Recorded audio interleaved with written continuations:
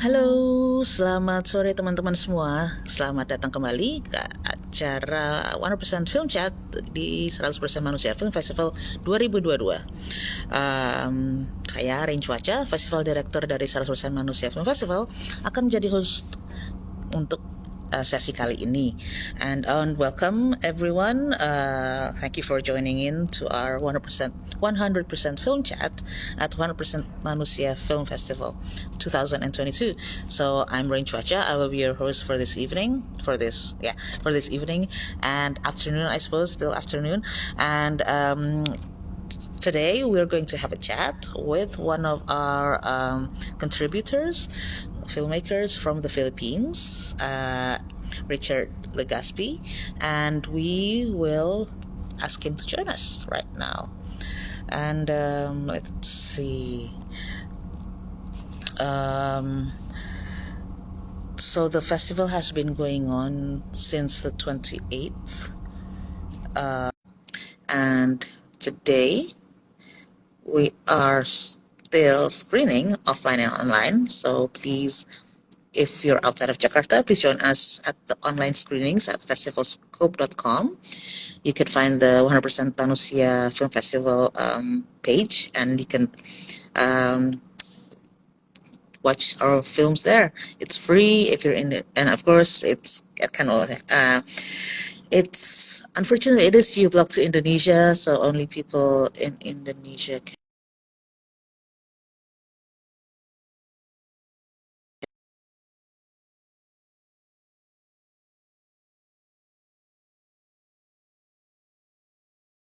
For Richard to join us, and let's see whether it is a good time.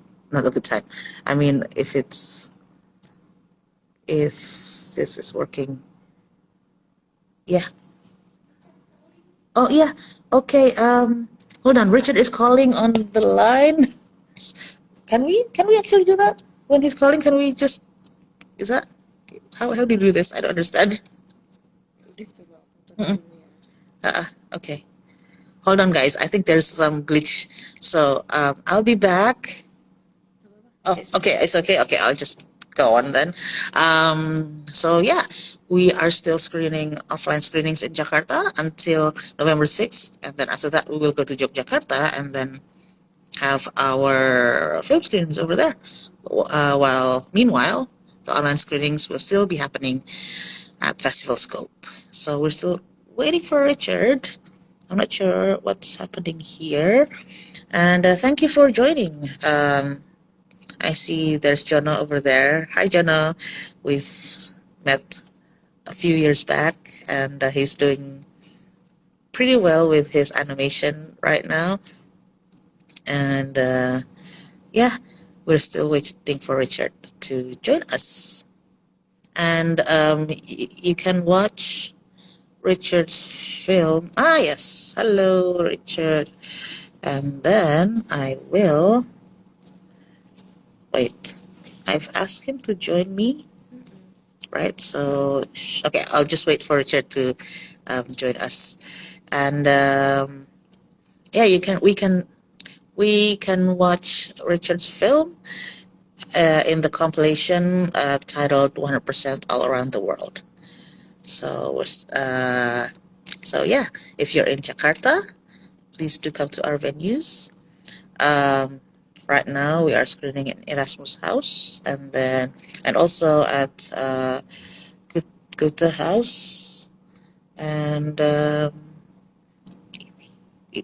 tomorrow we will still be screening at Ifi Tamrin. So please, if you're in the area, do drop by. And also we have another venue on Friday. Which venue will that be? It's I was gonna say, check it out at that social media, but you know, here we go. Okay.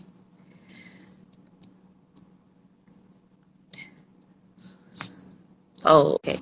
So here we go. Oh, there you are. Hi, Richard. So sorry about the technical issues. Hi. Oh, sorry, I can't hear you. Can is it? Wait. Is it just me? Wait. Hold on. Hello. Can you hear me? Okay, now I can hear you. I think. Hold on.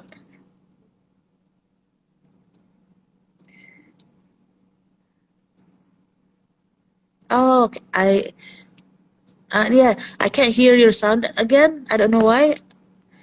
Yeah, maybe it's muted. Maybe I don't know. Let's just try. This is one of these days that just happens on online things. It's okay. It's okay. Hello. Okay, can you Okay, hear me so now? now I can hear you. Yes.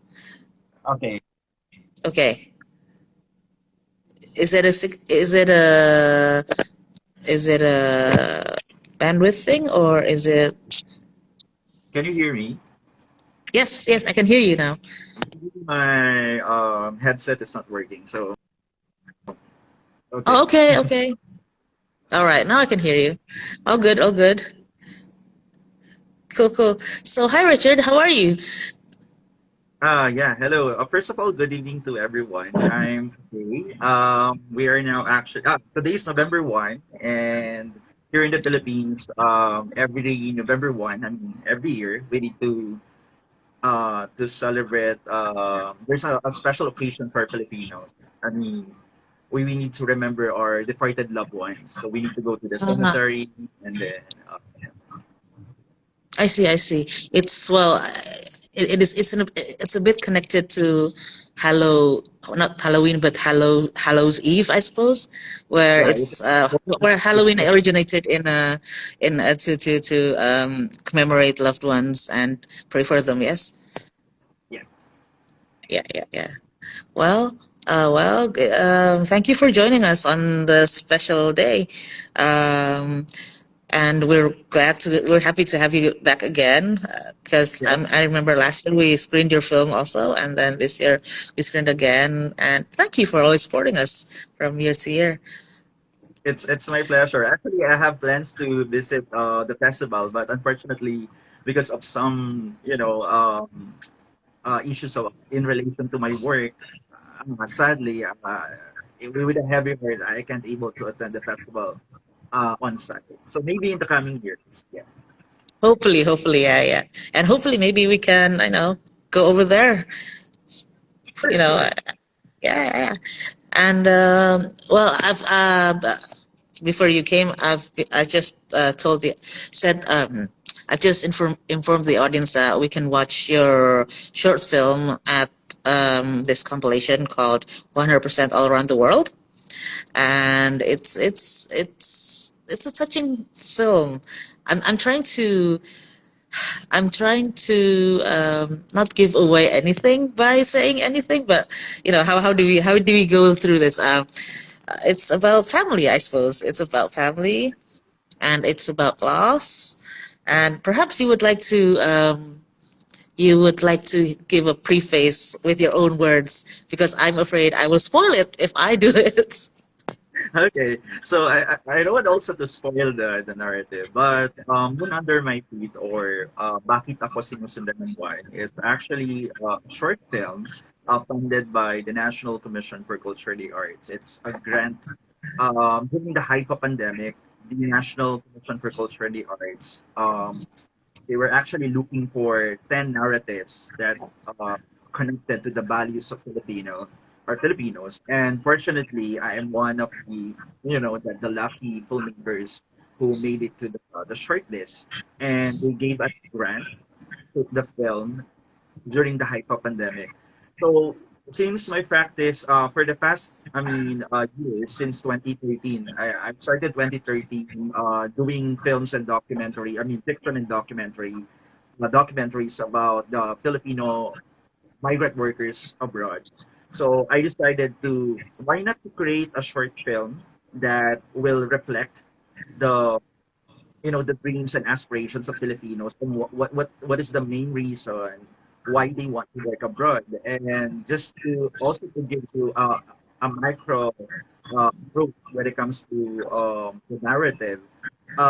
Philippines is a remittance-driven country, and based on the Philippine statistics, we have 1.77 million Filipinos working abroad. And when I stayed in Taiwan to do a documentary, uh, I realized that hey, maybe I can shoot a film, even 15 or 20 minutes, a film about a Filipino migrant worker. But sadly, um, the film is actually it's a reflection. It's a reflection of a lot of Filipinos, not only Filipinos, but even Southeast Asian migrant workers. Because, we have commonalities. When I was in Taiwan, I met an Indonesian working in Taiwan as a factory worker. I also met Vietnamese. So that's part of actually, the film is not only for Filipinos. I hope that, Southeast Asian filmmakers, Southeast Asian audience can be able to connect to this film. Yeah, yeah, and you're right about the commonalities because in Indonesia there's also many migrant workers who work abroad, and like your film also depicts, it's similar in the way that they usually come from remote areas, and also well, if we would I guess we can say that from their income is their from the lower social economic group, and they're at a disadvantage where they don't have many informations that they can access, right? And sometimes they go sorry. um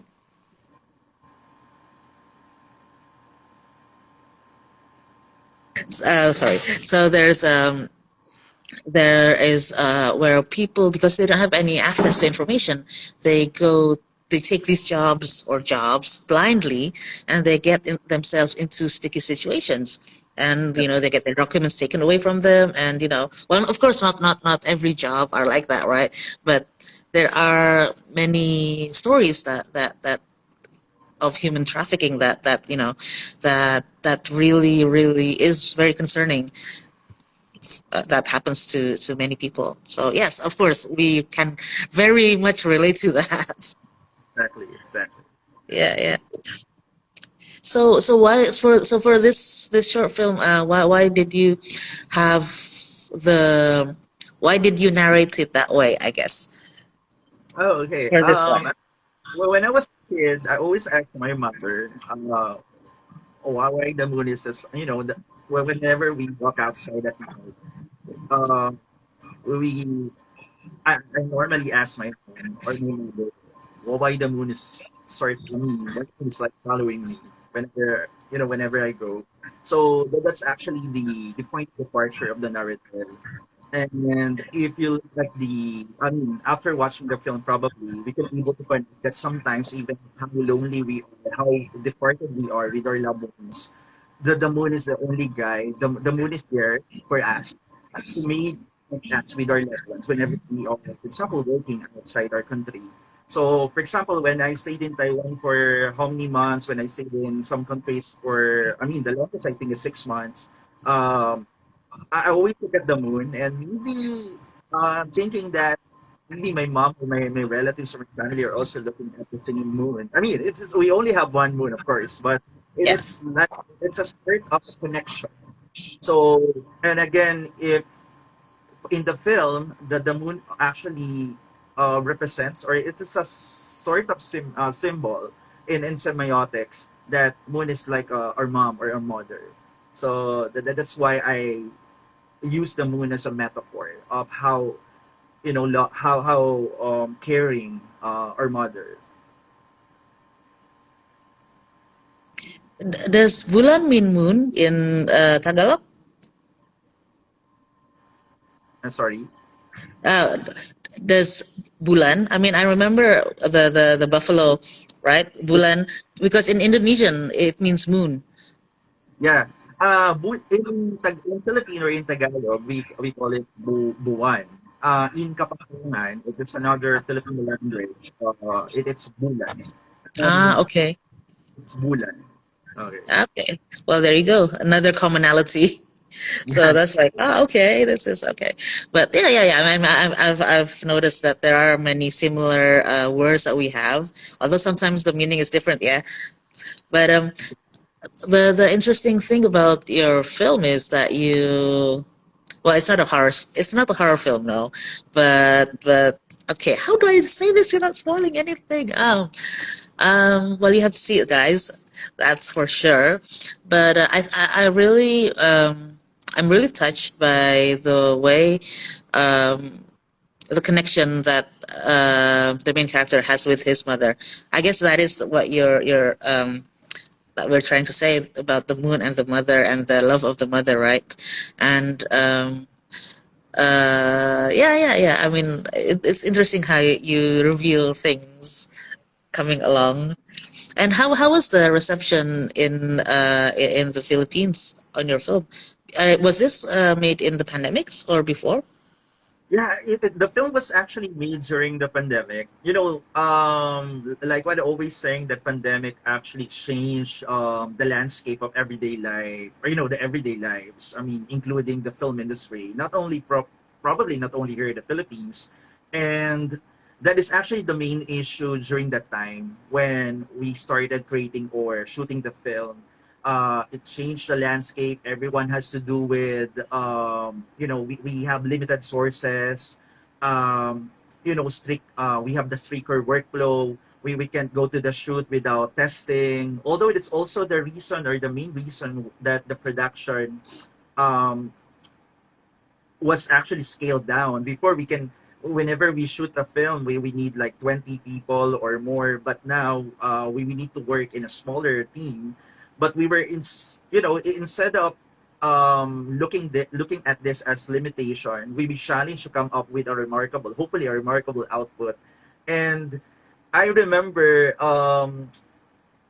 when I received the grant, I asked myself and keep on praying, do I need to shoot this film? Because, I mean, to begin with, the most important thing about doing any creative endeavors is actually the safety of your people, the safety of your crew. And if filmmaking is a sort of an expression, or a sort of your personal way of storytelling using moving image, well, we need also to consider the people working for us. And since it's a grant, my production manager, we work together to have a smooth, shooting process. We followed all the protocols, and if you follow all the protocols, automatic, it's really it's a costly shoot.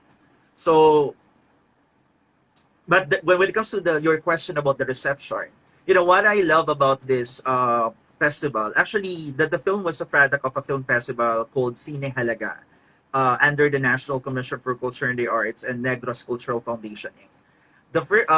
When I submitted my storyline, it's clear to my it's very clear to myself that, hey, if given a chance to be selected, that the film is not actually, the intention of the film is not for film festival, but the intention of the film is for education.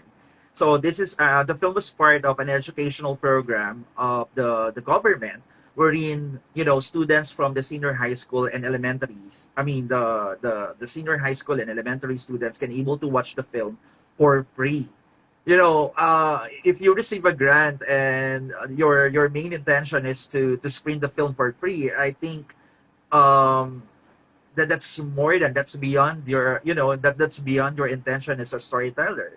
Because I mean, to begin with, that's what we want, to screen our film. A lot of aspiring filmmakers, or maybe students, or a lot of people in different walks of life, can able to watch your story. And when it comes to reception, yeah, I presume it's very successful, because we screened the film for a week, I think, or for 1 month, here in the Philippines. And festival is the film, we also have film festivals. I mean, 100% Manusia is uh I'm always dreaming to be part of the film festival because during my interview, I think 2 months ago, uh I'm very particular about film festivals. It's not just about winning, or it's not just about being in the limelight, but how I can able to connect with my audience. And I think festival is also a consideration in terms of is my film is uh, connected to the vision and core values of the festival. And I think 100% Manusia is, yeah, it's a good platform for my film, and not only for this film, but this is my second film under the festival. So I'm very excited, yeah, to collaborate. I mean, to have a collaboration in the coming years.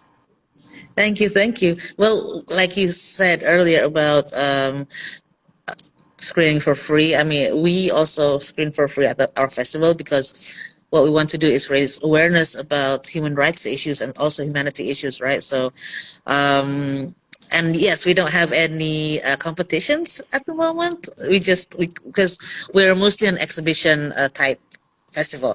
So we do want to connect with people. We want to, and also why we have these chats is so that people also can connect with the filmmakers, even though you can't come here this year. It's okay. Next year, hopefully, yeah. But people can connect with the filmmakers, and also, like you said, shared values. I think that's also the important part of that, and I think that's what makes our festival, you know, being able to stay afloat in our sixth year, I guess, because there are many filmmakers who share the same values about I don't know, sharing important issues with the audiences, I suppose, and trying to connect with them also with about these related issues because we think it's important, right? So yeah, and I mean, so apart from Manusia and the festival you've mentioned before, are you planning to screen it somewhere else again, or is it already been screened somewhere? The film is actually set to the film is actually set to screen in another film festival here in Southeast Asia this coming, I mean, in the third quarter of November. And then the film is also yeah, there's also another screening early January and then February. And then I was also planning to screen the film in different communities here in the Philippines. And whenever, for example, you know, even sometimes, even my schedule is quite hectic. Whenever a school or a particular organization invited me to share my film, I am not willing to share uh, all my films to have a screening, and to have a even a short talk back session for me. For me, that's okay. Well, congratulations. I mean, that means the film is going around and connecting with more people. And of course, raising awareness around the issue of migrant workers, right? And yeah, I mean, migrant workers.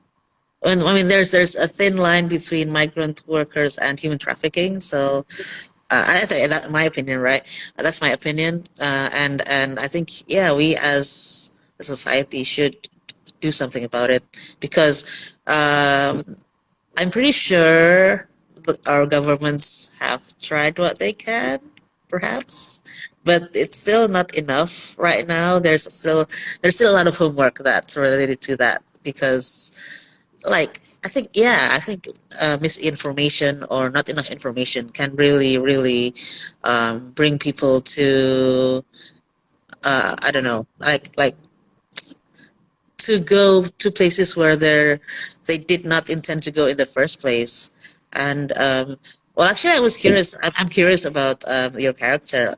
um I want to ask, but I don't want to spoil. Hold on. um was there a specific reason um what happened to him happened? Like, what Okay. was there a cause? I think I can say, I can ask here. Is there a specific cause, or you just, it's up to the interpretation of the audience?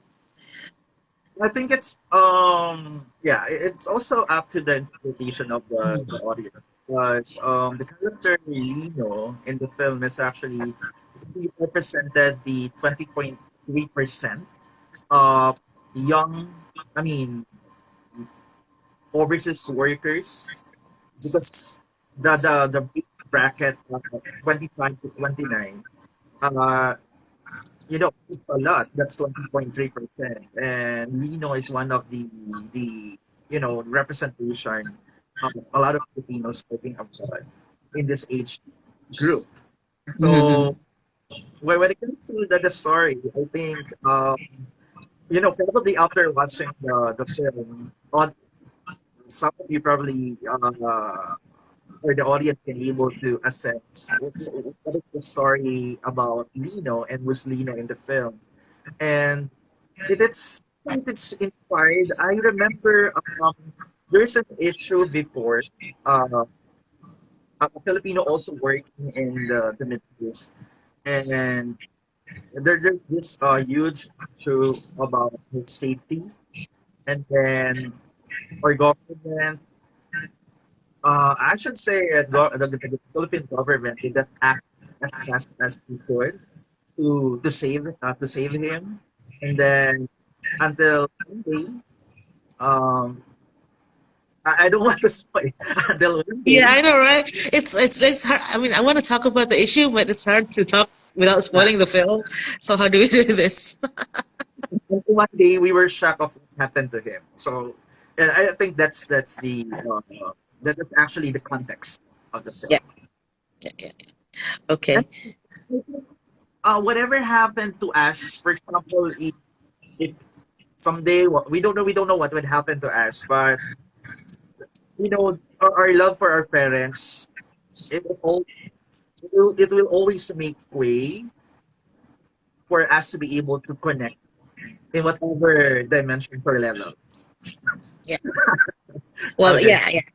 Yes, and that's a nice notion to have. Actually, that's a nice feeling, and nice belief to have, because yeah. I mean, to able to connect interdimensionally, right? That also connects us and keeps us still.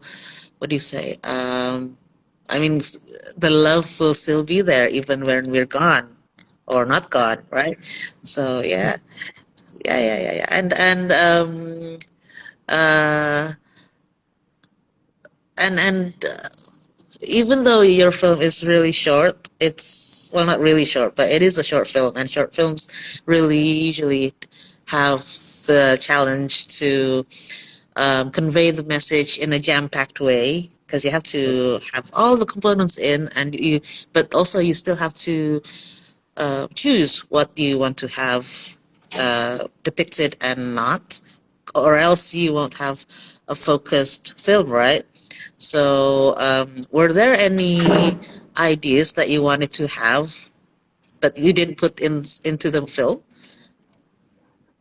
Yeah. Actually, we when we were the original script, in the original script we have at least two sequences that unfortunately we didn't have the chance to shoot because number one, because of pandemic, number two, because of the typhoon. So we hurriedly decide, as the director and the writer, I originally decided um to cut the narrative into, I think, eight sequences, so that we can able I mean so we can still push through the narrative. So yeah. Oh, two sequences. One sequences in the cemetery, and one sequences we have a long sequence in the dike. So this is the conversation of the two characters, Lena and Lino. And this is the scene wherein Lino is asking Lena, I think it's more on saying goodbye to Lena, his girlfriend. Okay, and we have a long we have a wide shot there, I think, and we need to follow. We need to when you read this when you read the script, that's actually 4 to 5 minutes, and I mean, to those who will watch the film, it's actually a slow film. So you can it's for me. I always wanted to create a film that is very atmospheric, so I hope that I give justice to the script. Okay, so even we decided to remove the two sequences. Uh, were you happy with it? Yeah, yeah. At first, it's no, of course. I want to be honest. At first, I was, I was, I always, I keep on asking myself if my decision is the right. I mean, if my decision is right, or it's the right decision I made after shooting. But after watching the rough cut, and my editor is actually also happy about the rough cut, and then I decided to watch it again and again, and then yeah, I think and then when I saw it in the big screen, and there's always, it's always so magical whenever at first it's not easy to let go something, and after watching the final cut of the film in the film festival, I told myself, sometimes like like our loved ones, maybe we need to let go and look at the positive side of what life actually offers to us. And sometimes whenever I have time watching the raw shots and revisiting what actually left behind, there's a lot of discoveries that, hey, maybe if I included this part, okay, what will happen to the film? Hmm. But after 2 years, I'm very happy about the output. Not after 2 years. I mean, after watching the film, I'm very happy about the output, and whenever I watch the film, it's not just about, as a director or writer of it. The happiness is actually coming from within, because we survived the shoot. I mean, we survived during the pandemic, and we created an output that young aspiring or budding filmmakers here in the Philippines, and students can able to watch and learn from the values that the film Moon Under My Feet is actually sharing.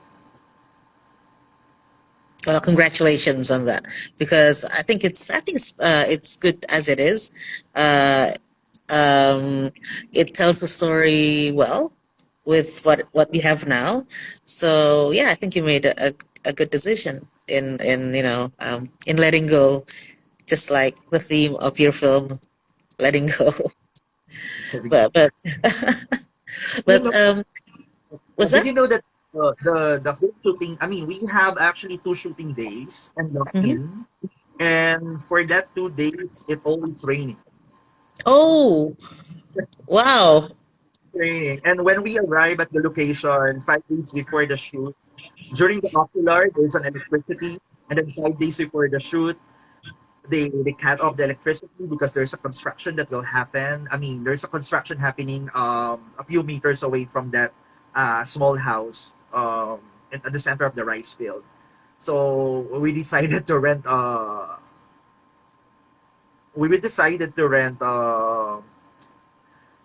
this we need to look for electricity, so my production manager decided to rent for what do you call this, I'm Generator? generator. Yeah, So we yeah, yeah.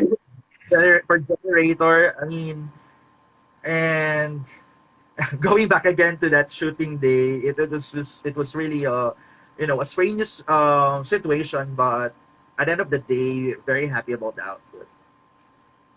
Yeah, I mean, looking at the film now, I wouldn't have thought that you've had so many challenges in getting the shoots. Well, good. So, do you have any films planned? And do you have any new films planned for the near future? Okay, so at the moment, I mean, this month I will have another film. It's actually a poetic experimental film entitled But More Often, Kung Hindi Man.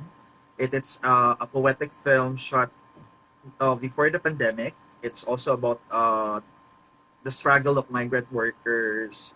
I mean, and it's a performance art at the same time, and it's going to compete in two festivals outside. I mean, one in Europe and one in Taiwan.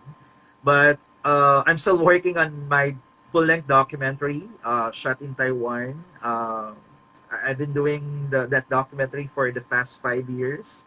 And like what I've said to Putri, I also want to share that documentary soon in 100% Manusia. And that the documentary, um, the title of the documentary is Halfway Home. So it tells about the not only the struggles of Filipino workers in Taiwan, but also the struggle of Southeast Asian migrant workers as a factory worker, as a caretaker, as helpers. And it's funded by Taiwan government, but it will give us, the realities of how the government is actually dealing with the issues of migrant workers. Wow, wow. Will you get into trouble? I mean, It's up to my producer, but actually it's funded. It's under an art residency in 2015 to 18. Then I submitted the proposal, and then my art manager and the grant organizer, they're actually very cooperative about the narrative. And for them, it's my creative freedom to share, to tell whatever I want to share in relation to the condition of the migrant workers in Taiwan. So I think I hope, yeah, it's a very sensitive issue to touch, but I think it's very relevant. I hope I can finish the film in time soon. well, good luck with that film, and yeah, I hope you can screen it at our festival when you're done, in the near future. Um, well, I guess I won't be, keeping you long because we started late, and I'm sorry about the technical issues, but we've hit 6 o'clock at my time, and is it 7 at your time? Yeah, Yeah. it's 7:02. Okay, so thank you so much, Richard. And perhaps you have some words to say to our audiences before we go. Yeah. First of, I think thank you so much for those who are gonna watch the film in the festival. Uh, Thank you so much. And to the organizer of 100% Manusia, I'm very thankful to all the considerations that you've given me. I mean, from my first film screened last year here, and then this is another film that, I feel that I am part of Manusia's. It's like a family to me. And whenever you ask me to be, to just share or have a chit chat or a sort of talk back session, I'm always willing to give my time. And again, thank you so much for creating a platform for uh, films that tells about different issues of human rights. Thank you so much, and congratulations. Thank you, Richard, and thank you for always supporting us also. And yeah, we'll look forward to our collaboration perhaps next year. Okay, so everyone, thank you for joining us this evening, and of course, thank you also to Richard for making the time to chat with us. And the festival is still going on until the 12th of November. It will be in Jakarta until the 6th of November, and then we'll go to Yogyakarta until the 12th. And for those in Indonesia area, you can watch it online at festivalscope.com and just find the 100% Manusia Film Festival page, and you can access that there. So with that, I'm Rain Chuacha, Festival Director of 100% Manusia Film Festival, with Richard Legaspy, one of our filmmakers. That film is being shown here. We're going to say goodbye and have a good evening, everyone, and hope to see you again soon. Bye bye. Salamat. Salamat.